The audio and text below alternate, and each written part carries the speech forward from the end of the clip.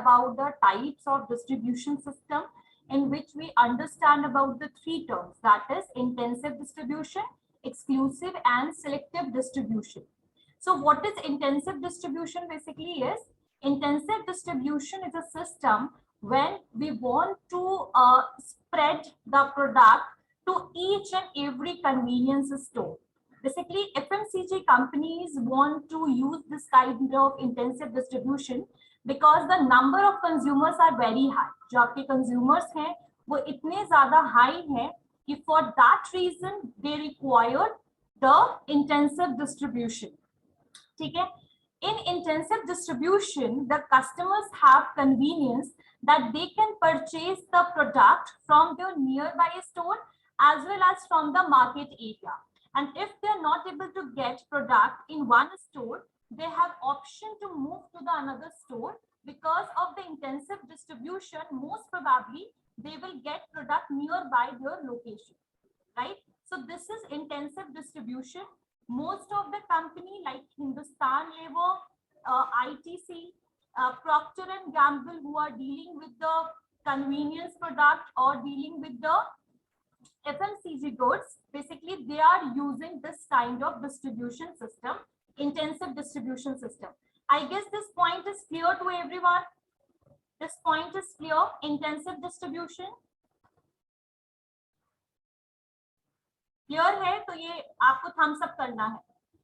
Okay. Next one is that is selective distribution system. In the selective distribution system, those companies are using such kind of system who are dealing with the branded products या branded companies जो होती हैं, जो brand वाले product sale करती हैं, but shopping products they are dealing with. Shopping product का मतलब होता है जैसे clothes हो गया, आपका mobile phone हो गया, electronics gadgets होंगे, these comes under the shopping products. So those companies who are dealing with the shopping products, branded product, but not very expensive, normal range product, and those product whose requirement is not day to day, जिसकी जरूरत हमें day to day के लिए नहीं है, हर दिन की जरूरत नहीं है. अगर हम वो प्रोडक्ट खरीदते भी हैं तो साल में एक बार, दो बार, चार बार, हार्डली. लेकिन अगर मैं बात करूं टेलीविजन वगैरह की, तो वो हमने एक बार खरीद लिया तो शायद 10 साल तक कई बार लोग घर में नहीं खरीदते हैं वो, right? So these shopping products जो होते हैं वो selective distribution strategy जो है वैसी companies use करती हैं. Example में we can take Aditya Vision as example. We can take example of W. We can take example of Aurelia, Max, Pantaloons, Bata, Red Tape. All these are examples of this selective distribution. So I guess this point is clear. Selective distribution में क्या है कि ये एक market में हो सकता है, एक मार्केट एरिया में एक ही स्टोर प्रेजेंट होंगे, लेकिन जैसे जैसे एरिया बढ़ता जाएगा वैसे वैसे स्टोर जो है वो भी नंबर जो है इसके एक्सीड होते जाएंगे. ठीक है? So in the last class I basically draw one diagram. You all are able to see this. I guess this is the intensive distribution where each and every area is basically covered with the shop. Like there is a no space in between. So यहाँ पर ये जो situation है, यहाँ पर हर जगह पे आपको जो है customers जो है वो मिलेंगे. So हर जगह पे आपको store मिलेंगे. So that is intensive distribution. If we are talking about the selective distribution, then selective distribution is like this. Dots which I am showing you. This is somehow selective distribution.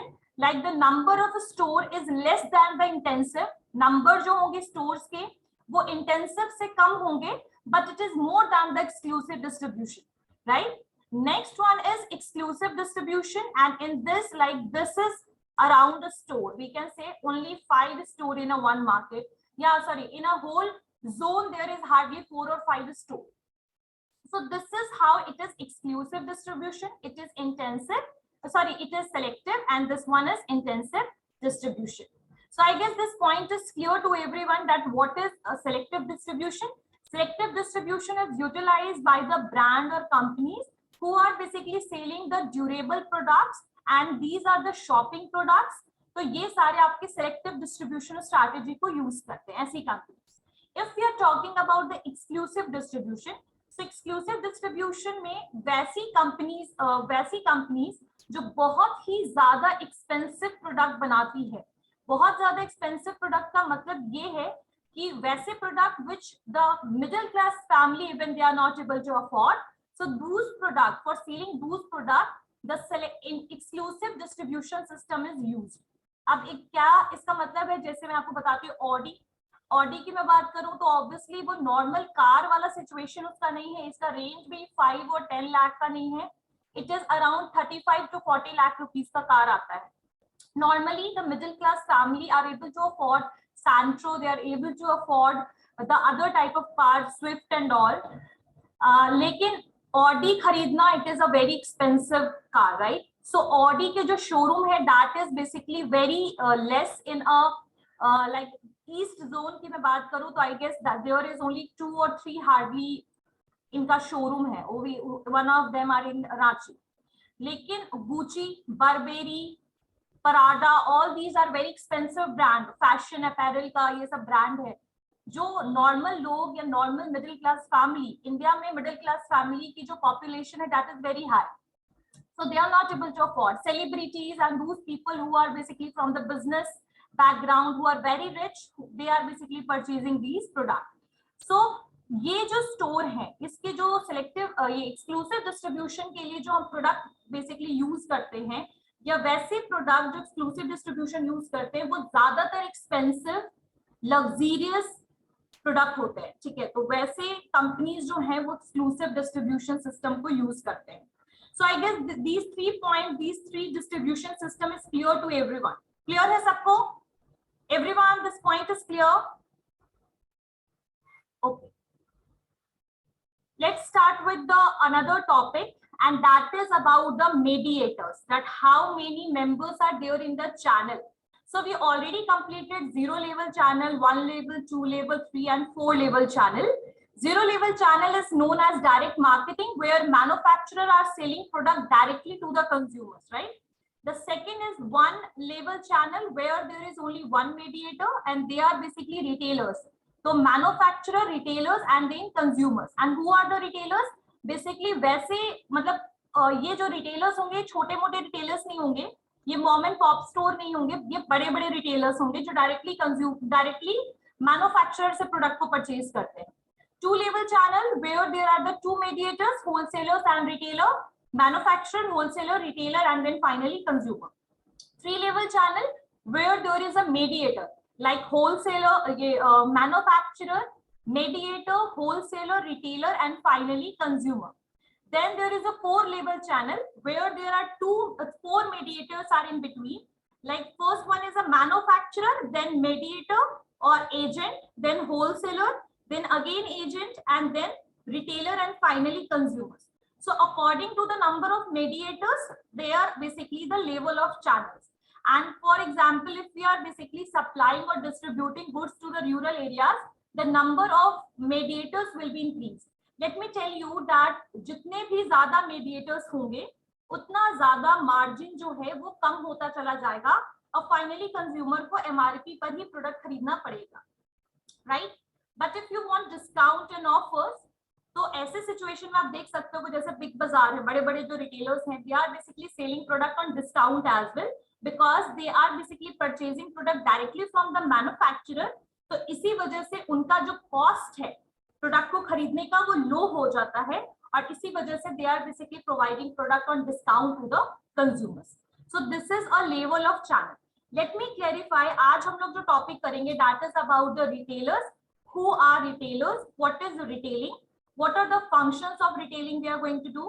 And after completing that, we are going to understand about the wholesalers. The wholesalers कौन होते हैं? So we are going to understand about the mediators in between the manufacturer to the consumers. ठीक है? चलिए start करते हैं class. Everyone turn on your camera. Every student, only one student, एक ही बच्चा जिसका camera on है, that student is Sandeep. What about the others? What about the others? सारे बच्चे कैमरा ऑन करके बैठिए। Everyone. चलिए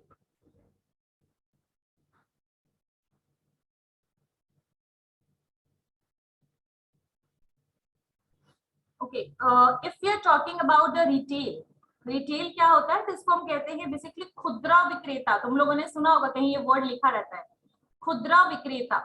खुदरा का मतलब होता है चेंज इन शॉर्ट, जिसको हम पैसे का चेंज होता है तो कैसे वो बढ़ जाते हैं रुपीज में। 10 रुपए का चेंज लोगे तो एक रुपए के 10 सिक्के आ जाएंगे, राइट? तो the same situation is with the retail. In retailing, the product means goods or services, it directly sold by the retailer to the consumers. So जो retailers होते हैं वो लास्ट ऐसा मीडिएटर होता है जो कंज्यूमर के साथ फाइनली डील करता है, ठीक है? So retailing क्या है? So basically retailing is the process of selling the goods or services to the consumers, ठीक है, by the retailers. Retailers जो कि engage होते हैं इस retailing process में, ठीक है, जैसे शॉपकीपर हो गए आपके। सो नेक्स्ट इसमें आप देख सकते हैं, हम लोग इसमें कर लेते हैं, थोड़ा बहुत लिख लो, थोड़ा बहुत लिखो इसमें। आई बेसिकली मैंने आप लोग को म्यूट इसलिए किया हुआ है क्योंकि कुछ बच्चे परेशान करते हैं क्लास में और फिर वो पूरा क्लास डिस्टर्ब होता है, इसलिए आप लोग का क्लास म्यूट रहता है। चलिए लिखिए, रिटेल क्या है? What is retail? राइट, लिखिए, retail is the final, retail is the final channel of distribution. Retail is the final channel of distribution, final channel of distribution where small quantities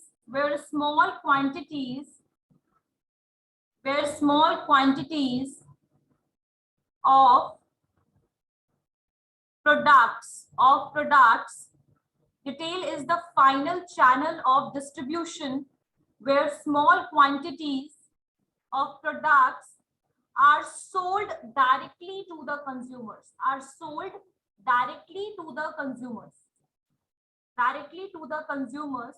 for their own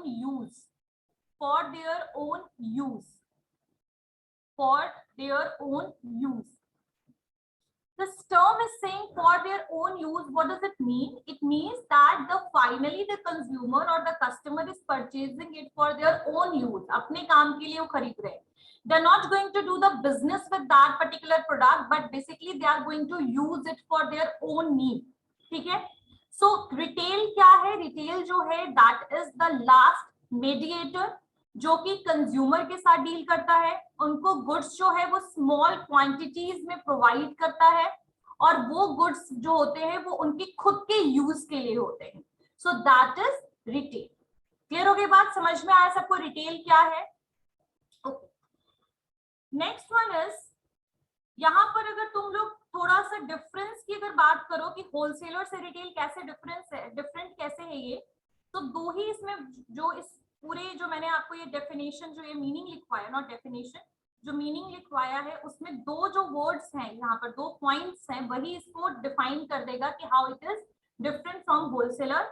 the first one is directly to the consumer and the second one is the small quantities. Wholesaler क्या करते हैं? They are basically selling the product to the retailer in a, बोल सकते हैं bulk, यानी थोक में बेचते हैं. वो एक दो ऐसे क्वांटिटीज में नहीं बेचते हैं रिटेलर्स को, वो अच्छा खासा क्वांटिटी, मिनिमम 12 नंबर्स होने चाहिए अगर वो मैं गुड्स की बात करूँ तो इस तरीके से वो थोक में प्रोडक्ट जो है वो बेचते हैं, तो स्मॉल क्वांटिटीज में नहीं सेल करते हैं. तो होलसेलर और रिटेलर में सबसे पहला डिफरेंस तो ये हो गया. सेकेंड है कि wholesalers are not directly selling product to the consumers but they are selling product to the retailers. ठीक है, तो डायरेक्ट वाला सीन भी यहाँ पर नहीं है.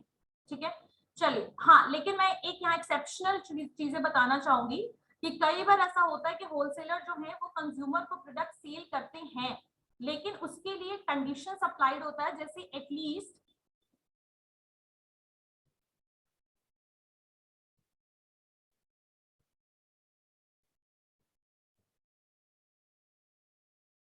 what is going on in the classroom. Roll number 11, Nidhi, I am writing your name and I am writing it somewhere and I am going to ask Podar sir about it. Like she is writing some message. Chalo, okay. Everyone turn on your camera. So the first point is, which I already elaborated, the difference between the wholesaler and the retailer. सबसे पहला difference यही है कि जो wholesaler होते हैं they are selling product in bulk, but जो आपके रिटेलर्स होते हैं they are selling product according to the need of the customers. Like if I want one packet I will get one packet only, right? So this is the first difference, and the second difference is direct to consumers, in which I was saying about the exceptional case.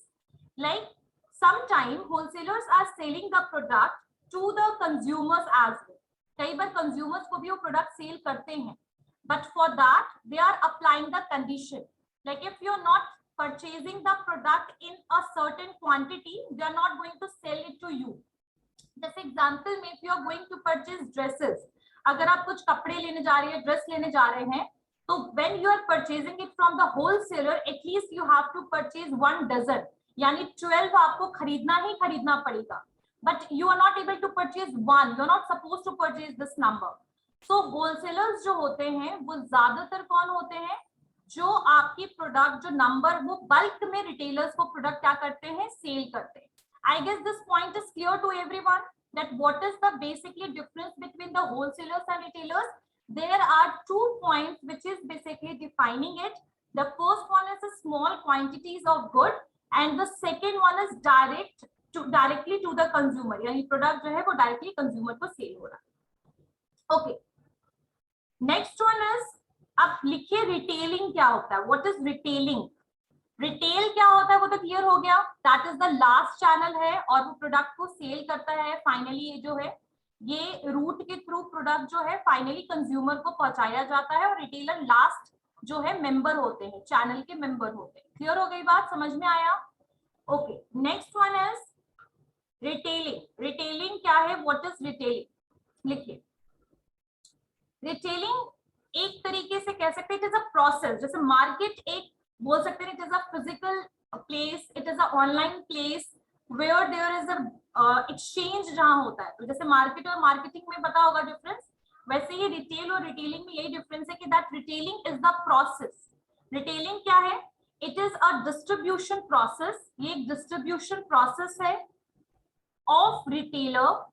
Retailing is the distribution process of retailers getting the goods. Retailing is the distribution process of retailer getting the goods, bracket में either from the manufacturer, comma wholesaler or agents. Retailing is the distribution process of retailers getting the goods. यहाँ पर goods लेने की बात की जा रही है. getting the goods either from the manufacturer, wholesaler or agents and selling them to the customers for the actual use. Retailing जो है एक डिस्ट्रीब्यूशन प्रोसेस है जहां पर रिटेलर जो है वो पहले गुड्स को परचेज करता है, because retailers are not here manufacturer. So either they are purchasing that product from the manufacturer, from the wholesalers और from the agent. Let me elaborate it. I am sharing the screen. I already told you that there are multiple level of channels, direct channel, but if we are talking about the retailer, that is basically a mediator. So या तो जो retailer है वो product कहाँ से लेगा, या तो होलसेलर से, या तो एजेंट से, या तो मैन्युफैक्चरर से.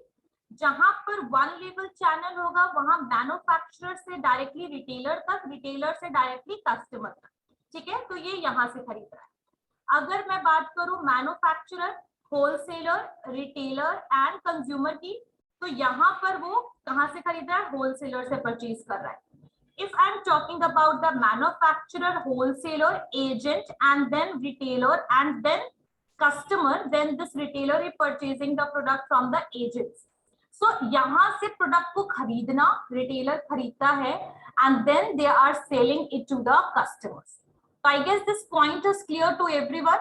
दैट रिटेलिंग क्या है, प्रोसेस है जहां पर रिटेलर पहले गुड्स को एक्वायर करता है from the multiple means, from the manufacturer, wholesalers और the agents, and then selling it to the final consumer. So this whole process is known as retailing. Clear? This point is clear? चलिए अब बात करें retailer की, तो I guess this point is clear to everyone that retailer कौन होता है. तो दैट इज अ पर्सन हो सकता है, बिजनेस हो सकता है जो कि गुड्स को स्मॉल क्वांटिटीज में सेल कर रहा है कस्टमर को. तो रिटेलर के बगल में लिख लीजिए पर्सन और इंडिविजुअल, पर्सन और इंडिविजुअल और अ बिजनेस, पर्सन, इंडिविजुअल और अ बिजनेस, और अ बिजनेस. तो बिजनेस जो होता है वो भी रिटेल हो सकता है. अब बिग बाजार है, रिटेल हो गया, वो भी रिटेल हो गया. आपका पैंटलून्स है, वो भी रिटेल हो गया. So the business, the companies can be also the retailers as well as the small shopkeepers और who are basically running the mom and pop store. Mom and pop store जो होता है, जिसको किराना और कन्वीनियंस स्टोर कहते हैं, जो आसपास घर के आसपास होता है, उसको मॉम एंड पॉप स्टोर कहते हैं. तो वो भी आपके रिटेलर हो सकते हैं, बिजनेस वाले भी हो सकते हैं, कंपनीज भी इन शॉर्ट आपके रिटेलर हो सकते हैं. तो I guess this point is clear that who are retailers, what is retailing and what is retail. I guess this point is clear to everyone, right? These points are clear? Okay. Next one is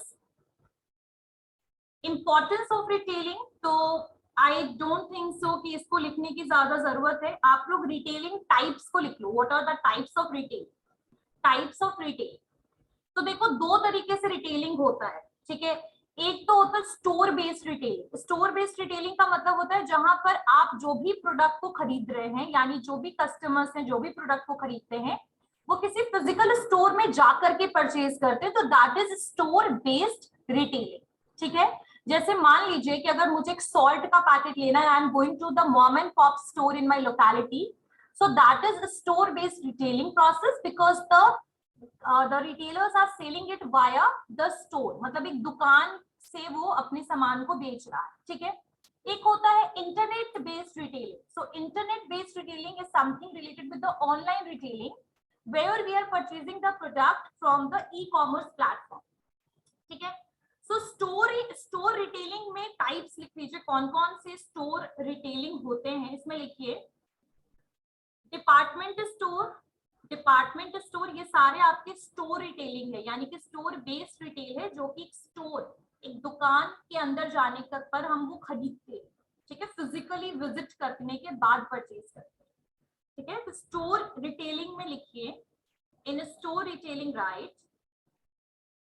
कौन कौन से इसमें types आएंगे, तो लिखिए department stores. अच्छा, department stores कौन से स्टोर होते हैं? तो डिपार्टमेंट स्टोर या जो डिपार्टमेंटल स्टोर्स होते हैं, they are basically selling the day to day वाले प्रोडक्ट्स होते हैं इनके पास. क्लोथ्स वगैरह भी होते हैं, अलग अलग डिपार्टमेंट वाइज अपने स्टोर को डिस्ट्रीब्यूट कर देते हैं और हर एक डिपार्टमेंट में अलग अलग प्रोडक्ट मिलता है.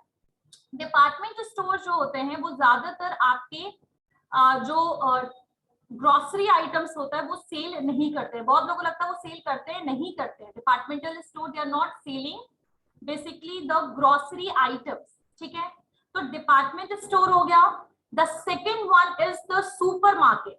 The second one is supermarket. Supermarket, let me tell you that what is supermarket. So supermarket में आपकी grocery items, vegetables, fruits, dairy product, meat, non veg items, ये सारे मिलते हैं सुपर मार्केट में. आप लोगों ने देखा होगा बोरिंग रोड के पास भी आसमान फ्रेश करके एक स्टोर है जिसमें वेजिटेबल्स वगैरह सब मिलते हैं. सो that is a part of the super market. तो सुपर मार्केट ज्यादातर इसीलिए होता है ताकि वो फ्रेश आइटम्स को, वेजिटेबल्स, फ्रूट्स को सेल कर पाए अपने कस्टमर्स को. That is super market. Third one is hypermarket. These all are the types of the store retailing. Store based retailing है ये सारे. लिख रहे हो? सारे बच्चे लिख रहे हो? Everyone? I'm asking something. सब लोग लिख रहे हो ना इन पॉइंट को? और सारे बच्चे कैमरा ऑन करके बैठो. नहीं तो संदीप को सिर्फ अटेंडेंस मिलेगा, बाकियों को नहीं मिलेगा.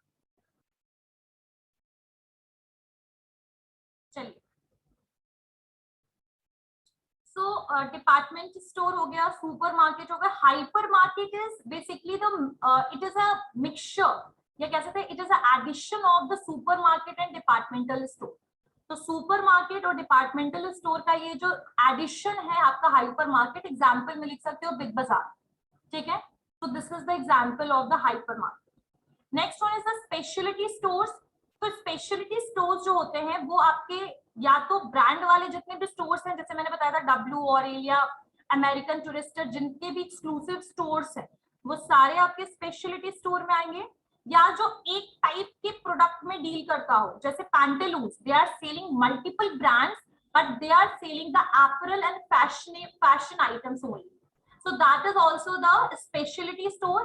Aditya Vision is also one of the specialty store because they are selling the electronics item, right? So ये आपके specialty store होते हैं जो एक या दो या फिर एक दूसरे के साथ कॉम्प्लीमेंट वाले प्रोडक्ट को सेल करते हैं. ठीक है, ब्रांड के थ्रू भी सेल करते हैं. Next one is the convenience stores. तो कन्वीनियंस स्टोर वैसे स्टोर्स होते हैं जो 24/7 ओपन रहते हैं, 365 डेज आपके ओपन रहते हैं. और ये ज्यादातर वैसे स्टोर्स होते हैं जो कि आपके वैसी जगह पे ओपन होंगे जहां पर लोगों का भीड़ और आना जाना हमेशा है, जैसे नियर बाय हॉस्पिटल. आपके जो मेडिसिन वाले स्टोर है, ड्रग स्टोर्स होते हैं, जो drugs is basically second word for the medicine. ठीक है, तो आपके जो मेडिसिन वाले स्टोर्स होते हैं that is also comes under the convenience store. Some of the stores are present in the railway track. Some of the stores are present by the bus stand, nearby bus stand. These are the part of the convenience store. Some of the stores are in the petrol pump. तुम लोगों ने यहाँ नहीं देखा होगा, लेकिन दिल्ली में petrol pump के पास भी बहुत सारे ऐसे स्टोर्स रहते हैं जो हमेशा ऑल द टाइम ओपन रहते हैं 24/7. ठीक है, सो ये जो आपके वैसे एरियाज हैं जहां पर लोगों का आना जाना हमेशा होता है, लेकिन इनके पास एक्सट्रीम वेराइटीज नहीं होती है. जो ये कन्वीनियंस स्टोर होते हैं इनके पास बहुत ज्यादा वेराइटीज नहीं होगी, बट यूजफुल आइटम्स होगा. प्राइस लिटिल बिट हाई होगा क्योंकि ये आपको ऐसे टाइम पे भी प्रोवाइड कर रहे हैं प्रोडक्ट जहां पर आपके पास कोई अल्टरनेटिव प्रेजेंट नहीं है. लेकिन वैसे आइटम्स जो कि प्राइस बेस्ड या फिर जो फिक्स प्राइस होते हैं, जैसे आपकी स्टैंडर्ड आइटम जो जूस वगैरह है, वो ये वही रेट पे सेल करेंगे. 30 रुपीज का तो 30 में सेल करेंगे. ठीक है, बट वैसे आइटम जो खुले हुए होते हैं, जैसे बर्गर वगैरह भी बहुत सारे स्टोर सेल करते हैं, तो वैसे जो बर्गर नॉर्मल कॉस्ट 40 है तो they are going to sell it for 100 rupees. तो ये इनका थोड़ा कॉस्ट वैरी करता है, लेकिन कन्वीनियंस स्टोर का मतलब होता है जो 24/7 ओपन रहता है. Clear? These types are clear. ये सारे स्टोर बेस्ड रिटेलिंग में बता रही हूँ. उसके बाद है आपका शोरूम्स वगैरह, तो पता ही है क्या होता है. शोरूम्स, एक्सक्लूसिव स्टोर, जो स्पेशलिटी स्टोर मैंने बताया आपको. उसके अलावा आपके डिस्काउंट स्टोर्स है. 99 स्टोर्स होते हैं जो आपके 99 रुपीज में उनके पास सारे आइटम्स प्रेजेंट होंगे. तो 99 stores discount store. Discount store में आप ब्रांड फैक्ट्री ले सकते हो. ऑल द टाइम 365 डेज वहां पर डिस्काउंट रहता है. तो that is also the example of discount store. ठीक है, तो ये सारे आपके स्टोर बेस्ड रिटेलिंग है जो कि स्टोर के थ्रू चलते हैं, है ना.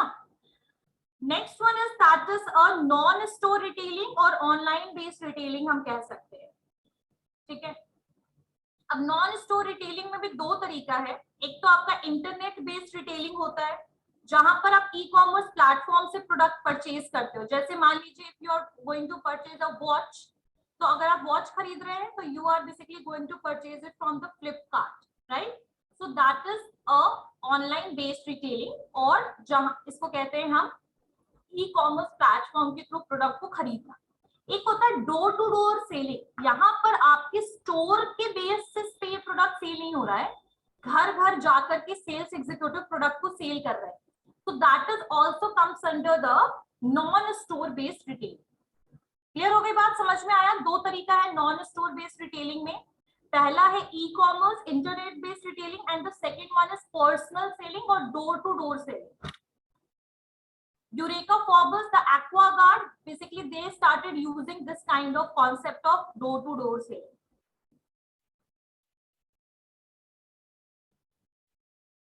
ठीक है, अब देखो यहाँ पर आपका स्टोर के बेसिस पे मैंने बात किया था, तो स्टोर के बेसिस पे बोला जाए तो ये जो घर पे आ रहे हो तो स्टोर अपना दुकान लेके तो आते नहीं है, ये कुछ लिमिटेड प्रोडक्ट लेकर आते हैं और आपको फिर ये डेमोन्स्ट्रेट करते हैं, प्रेजेंट करते हैं और फिर सेल कर देते हैं। ऐसे ही होता है ना, ऐसे ही होता है। लेकिन आपका जो एक होता है वेंडिंग मशीन, तुम लोगों ने सुना होगा वेंडिंग मशीन के बारे में।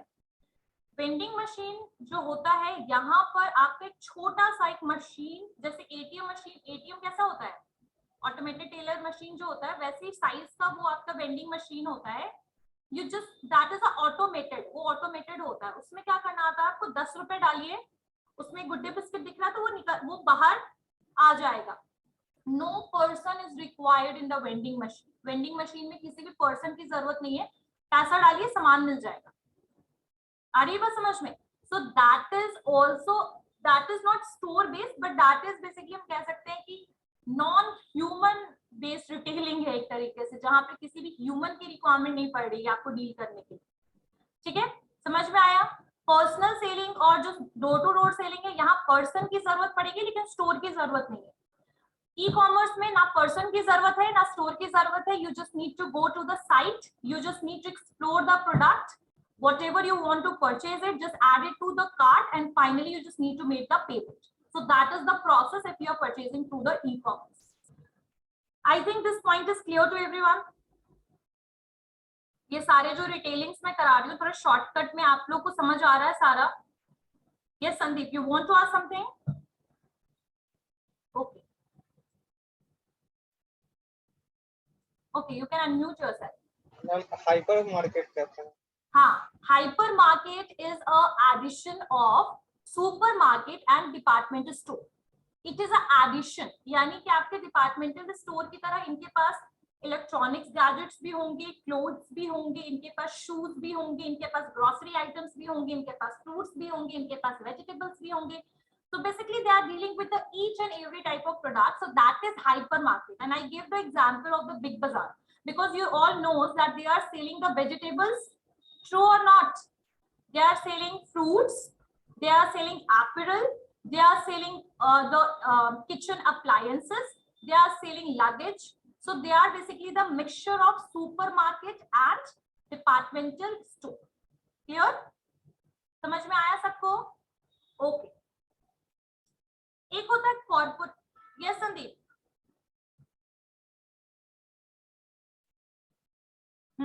बोलो। मैम सुपर मार्केट के अंदर ही तो आ जाएगा ना ये बिग बाजार, डी मार्ट।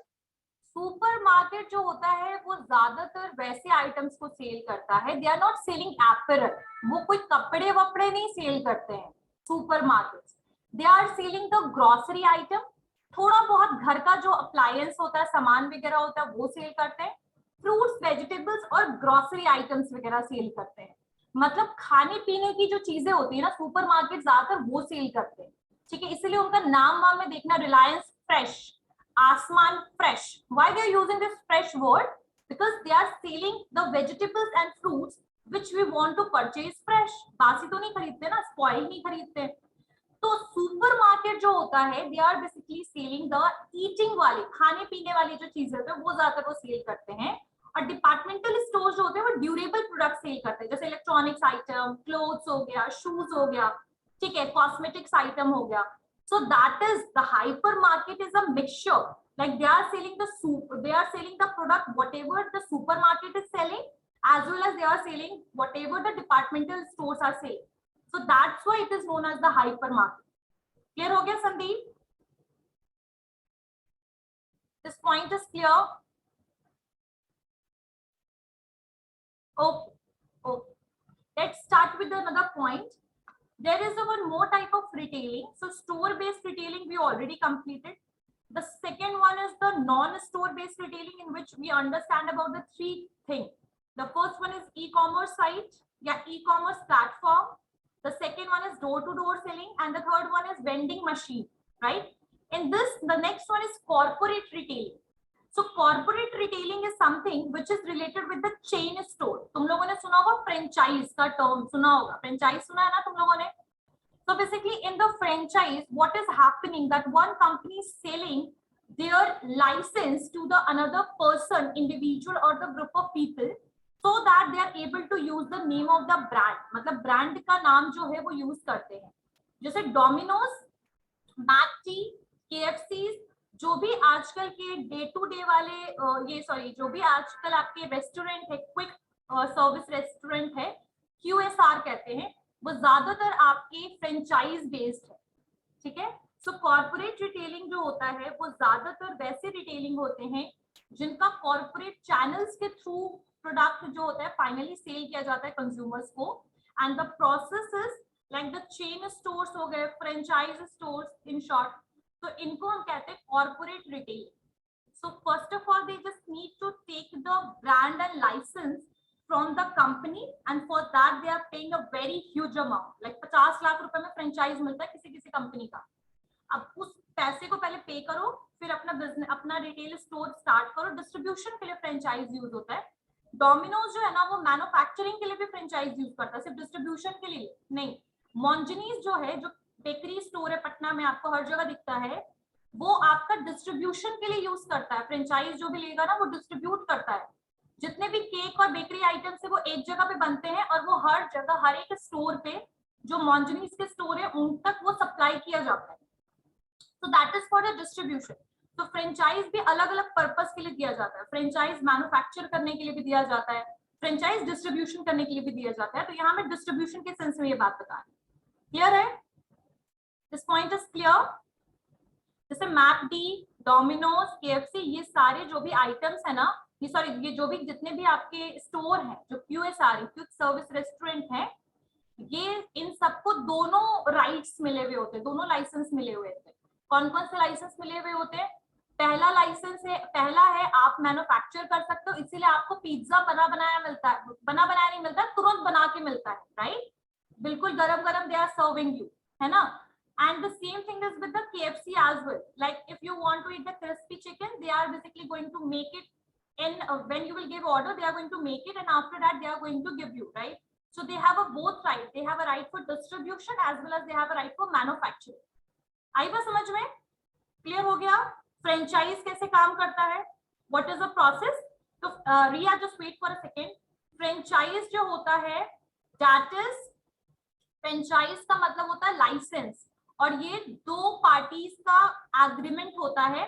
फ्रेंचाइजर जो अपने फ्रेंचाइज या लाइसेंस को ट्रांसफर कर रहा, दे रहा है, और फ्रेंचाइजी जो उस लाइसेंस को ले रहा है, ठीक है? तो मैंने ये टर्म जो है एंटरप्रेन्योरशिप में भी पढ़ाया है तुम लोगों को, तो आई गेस कुछ बच्चों को ये पॉइंट क्लियर होगा। क्लियर है?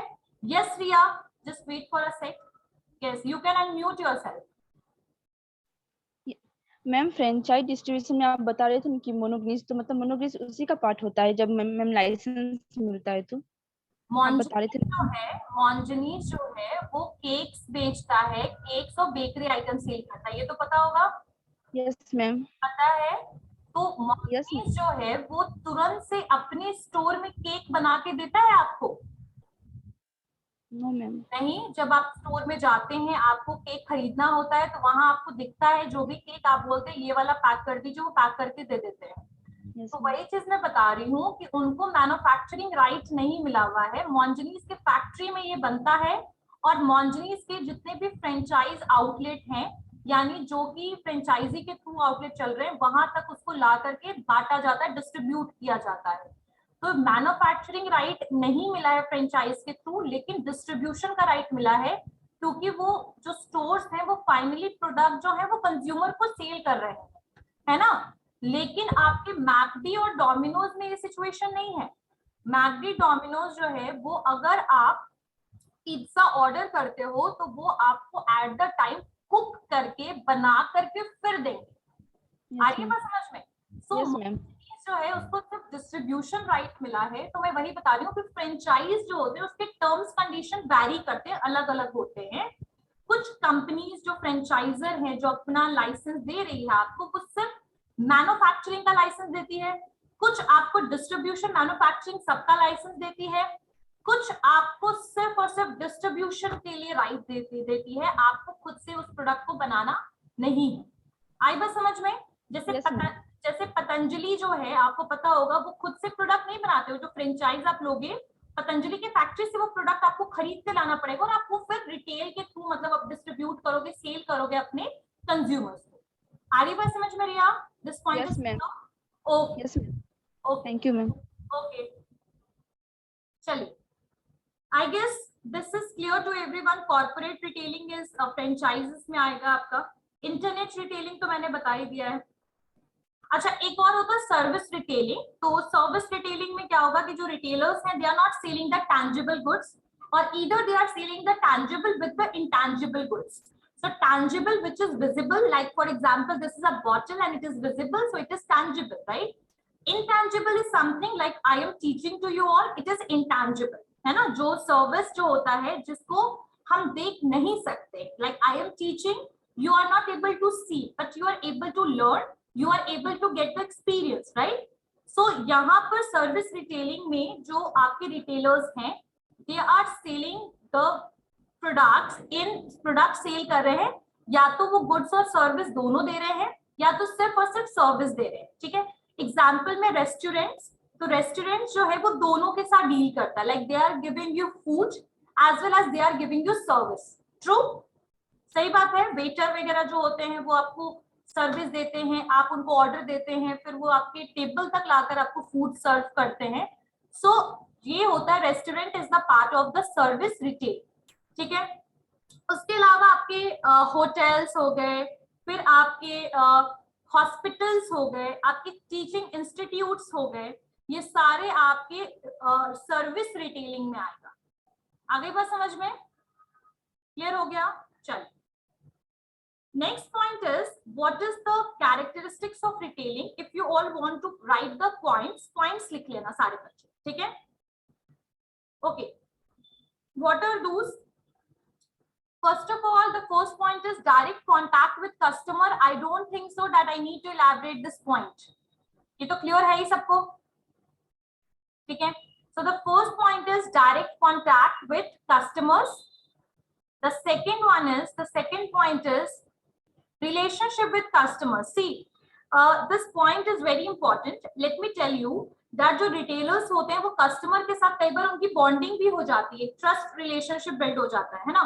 और इसी वजह से you are basically trust on the retailers as well as retailers have trust on you. That is one of the reason. जैसे कभी आप किसी स्टोर पे गए और अचानक से आपको पता लगा you don't have money, but sometimes that retailer is giving you the product without taking money because they trust on you that after some time or after some days you are going to repay that, right? So here the relationship with the customer can be only built by the retailers. Retailers और customer के बीच में इसलिए bonding बनती है क्योंकि retailers जो है वो फाइनल चैनल है जो कंज्यूमर के साथ डील करता है ना? सो द बॉन्डिंग और रिलेशनशिप कैन बी बिल्ड, ठीक है? And it is better for the retailer because अगर आप अच्छा रिलेशन बना के रखोगे तो वो पर्सन जो है, कस्टमर्स जो है वो आपके स्टोर में बार बार आएंगे। So that is going to help you for the customer loyalty as well as for increasing the sale of the products, right? Next one is stock, small quantity of goods. That is the truth. Stock मतलब थो, ये जो जमा करके रखना, gather करके, collect करके रखना, जो स्टॉक करके रखते हैं वो स्मॉल क्वांटिटीज होता है गुड्स का. That is not high like the manufacturer and the wholesaler. So they have a small quantities of stock. ठीक है, the stock goods of the different brand. Yes, that is the truth. Like some of the selective जो आपके जो कुछ branded store होते हैं, specialty store होते हैं, they are selling the product of only one brand. कई बार एक ही ब्रांड का सेल करते हैं, कई बार मल्टीपल ब्रांड्स का सेल करते हैं, है ना? जैसे बाटा है, वो सिर्फ बाटा का ही प्रोडक्ट सेल करता है, वो किसी और का सेल नहीं करेगा, वो आपका श्रीलेदर का प्रोडक्ट सेल करना नहीं शुरू करेगा, है ना? लाइबोटी का नहीं सेल करेगा. तो आपका यहाँ जो रिटेलर्स होते हैं, कुछ रिटेलर्स के पास मल्टीपल ब्रांडेड प्रोडक्ट के ऑप्शंस होते हैं, तो they have a stock of the multiple brand. ठीक है, and they have a limited shelf space. Shelf, SHELF, shelf space.